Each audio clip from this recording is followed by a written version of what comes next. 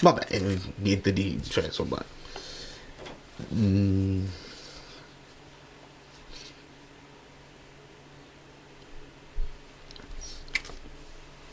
più che altro cominciamo.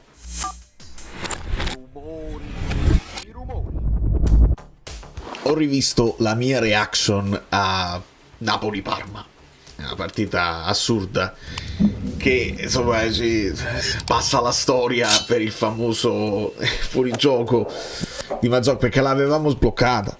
Poi resta l'amaro dello 0-0, perché sì, mo stiamo parlando dei punti persi qua e là. Se ci avessero, lasciate un like per il soleo o soleo mio, perché Conte è un macellaio ed è colpa sua perché le altre squadre non hanno infortuni. Iscrivetevi al canale. Allora, ci spostiamo perché pensiamo a noi, perché io non ce la faccio. Alisson Santos. Allora, sono indiscrezioni di Sky che insomma ci potrebbero portare a una Anghissà in panchina che mettiamo qua, un McTominay che si abbassa e la presenza di Alisson Santos, che tra l'altro protagonista del video di oggi del Napoli, dove racconta il suo primo gol. Accendo il video e lo sento parlare in un inglese perfetto. In realtà era AI, che non so se capita anche a voi, insomma io ho scoperto la mia voce con tutte le inflessioni, le pause, le cose di AI. Quando metto un mio video qua su internet in America parte la traduzione automatica. Tra un po' faranno anche il movimento delle labbra, quindi sarà indistinguibile. Andiamoci piano, no, Alisson lo fa nella sua lingua, però la sua lingua è il calcio, la sua lingua dall'Inga, il Bologna, Rowe.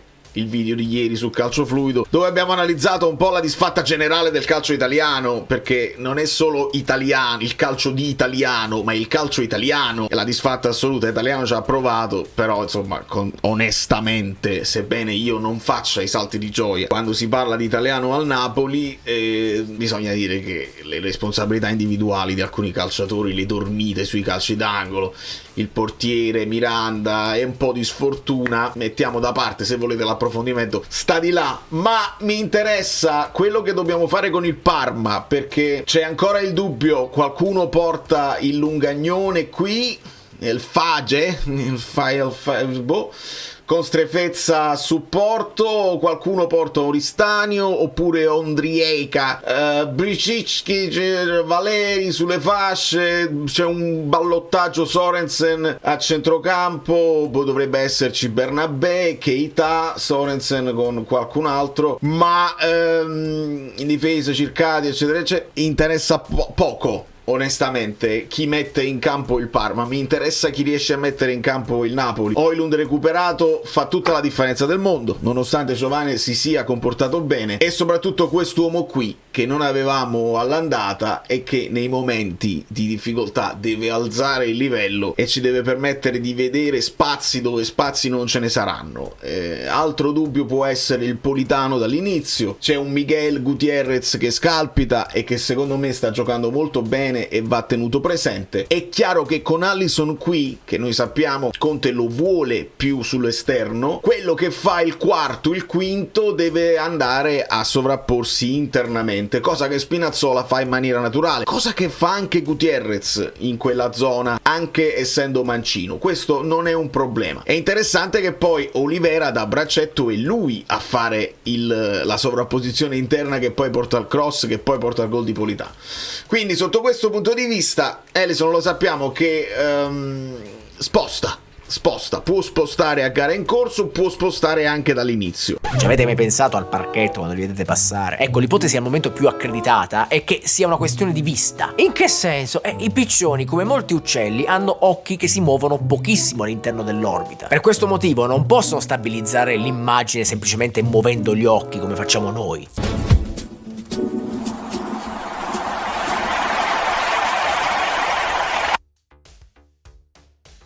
Io capisco quando gli allenatori vogliono tenersi un'arma che possa cambiare l'inerzia di una partita nel secondo tempo. Contemporaneamente, da ignorante, proprio da tifoso ignorante che vuole vedere i calciatori forti tutti in campo al più presto possibile, io Alisson lo vorrei vedere giocare titolare, anche per farlo crescere, perché si sta parlando un po' di Kvara. Lo so, non volete sentire parlare, non tutti, di Kvara non se ne parla, non se ne deve parlare, però è lì che poi si vede la differenza, no? Alisson ovviamente non è Okafor, è molto meglio. Poi è nella continuità di un giocatore che parte titolare, che si fa 35 partite da titolare, capisci quanto sta crescendo, capisci quanto ti può dare. I giocatori che sono solo delle armi a gara in corso va bene, però non prendono quello status di giocatore importante che oramai Kvara ha preso, attacco e difesa, perché Kvara, quello che ci sta facendo vedere con Luis Enrique, è anche tantissima fase difensiva, sono tutti applicati, concentrati e hanno sposato l'idea dell'allenatore. Se Alisson ce lo fa vedere, ben venga, perché è uno di quelli che secondo me vanno riscattati proprio subito, ma subitissimo. Quindi questa è la situazione, con Anguissa che magari può partire dalla panchina. Queste sono le indiscrezioni di Sky, prendiamole per quello che sono, e c'è un Elmas che ti può tornare utile, lo stesso Gilmour, Beuke, ma c'è sempre da decidere chi sta più in forma, chi ti ha dato di più in allenamento tra Olivera e Beuke, ma quello è il ballottaggio. Però ecco, un Olivera ha dimostrato che se si deve buttare, si butta proprio da braccetto, meglio che da quinto, meglio che da terzino, si butta di più, gli piace di più. Un Juan Jesus per esempio in quella zona magari non sarebbe arrivato fino a qui, perché per sue caratteristiche non ce l'ha. L'avresti potuto fare con Beuke ma dall'altra parte, però queste sono tutte scelte che a posteriori si possono commentare, dici dovevi fare così, semplicemente se la partita va bene o va male. E questa è la storia del calcio, perché sono pochi episodi che ti possono decidere una partita. Volete vedere il calendario? Lo so che volete vedere il calendario, volete vedere le prossime partite della Serie A. Spostiamoci, non c'è problema, perché lasciate un like, decidete voi se non...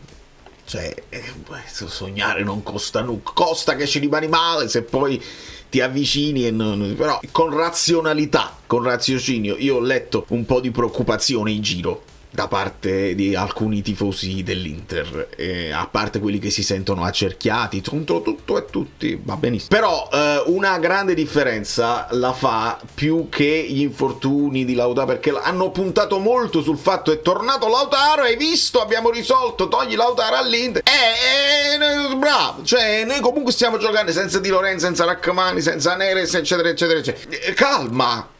Calma, assolutamente. Una differenza è questa: il fatto che il Napoli gioca prima, e se il Napoli fa il suo dovere e gioca prima, Como Inter prende una piega più interessante, e la reazione che può avere l'Inter è internamente dire dimostriamo, si guardano negli occhi i giocatori dell'Inter, dimostriamo che non siamo assolutamente dipendenti da Lautaro, anzi ti faccio vedere come io, Pio Esposito, io in nazionale mettiamo da parte perché in Italia fanno la voce grossa, dimostro che, e quindi il Como invece è una squadra che non ha italiani, eccetera eccetera. Quindi qua si decide tantissimo se ci vogliamo arroventare esaltare tanti. Ecco perché io non lo so se la live la facciamo subito dopo e poi stacco la live e mi vado a vedere Como Inter, oppure aspettiamo Como, dipende da cosa fa il Napoli. Dipende da cosa fa il Napoli, state tuned, cliccate sulle campanelle perché non so quello che può succedere, però mi diverte l'idea di vivermi queste partite con un po' più di friccicore, onestamente, senza illudermi, perché poi fai conto che il Napoli vince col Parma e il Como batte l'Inter, il Napoli si porta a -4, ok? Li porti a -4, deve succedere dell'altro, e dell'altro dove può succedere l'Inter poi deve giocare col Cagliari, partita che sulla carta in casa non dovrebbe avere problemi, e il Napoli deve giocare con la Lazio, partita che sulla carta è un po' più complicata. Quindi l'Inter perde col Cagliari e il Napoli batte la Lazio di Sarri, il Napoli va a -1. Ci esaltiamo tantissimo, ma serve un altro ostacolo da superare, cioè un'altra partita dove l'Inter stecca e il Napoli fa molto bene. Il Napoli con la Cremonese gioca prima, il Napoli si porta a +2 e poi c'è Torino-Inter, Torino che spesso non oppone grande resistenza, e a quel punto se loro vincono si portano, e là diventa il campionato dell'anno scorso dove il minimo episodio eccetera eccetera. Però poi c'è Como Napoli e l'Inter va col Parma, e il Parma sarà salvo, non sarà salvo, questa è la situazione. Dopodiché Napoli-Bologna e Lazio-Inter, la Lazio gemellata, la Lazio con l'Inter gemellato, il Napoli con Italiano. D'Italia. Sembra quasi che sei poco. Allora,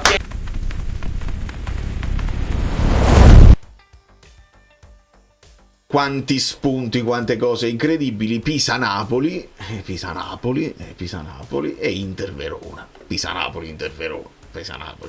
Non cambia nulla, e all'ultimo c'è Napoli-Udinese, pure, sì, e l'Inter proprio col Bologna di Italiano. Ve l'ho fatto vedere il calendario, va bene? Io non ragiono sulle partite di calendario perché di solito lì tu ti fai dei calcoli e poi e com'è possibile che hai perso, non hai pareggiato, non hai vinto proprio con una squadra piccola dove dovevi fare i 3 punti? Non è quello, è lo sfizio di vedere una squadra che noi ci crediamo o no, ci deve credere, dipende da Conte se li sta infervorando oppure no, ma non dipende dipende dall'Inter, punto e basta.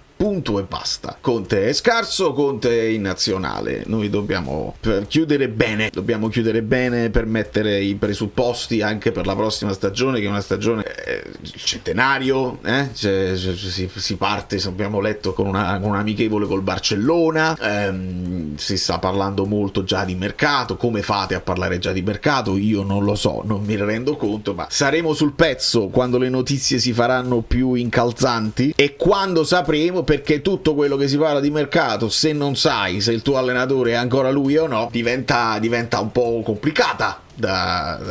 Oramai è passata la narrazione che Conte si è proposto e vuole andare lui. De Laurentiis ha risposto: no, se se ne vuole andare, se me lo chiede io lo lascio automaticamente. Ma anche se avessero detto cose diverse sarebbe andato lo stesso. Da New York, Valerio Pluto è tutto. Andiamoci a vedere la Roma, che è obbligatissima a fare risultato col Pisa. Io tenevo il dubbio Gimenez mettere le 3 punti sul fantacalcio, dubbio risolto perché Lautaro non c'è, quindi Gimenez deve giocare titolare. Ho letto di Allegri che forse vuole andare a 4-3-3, ma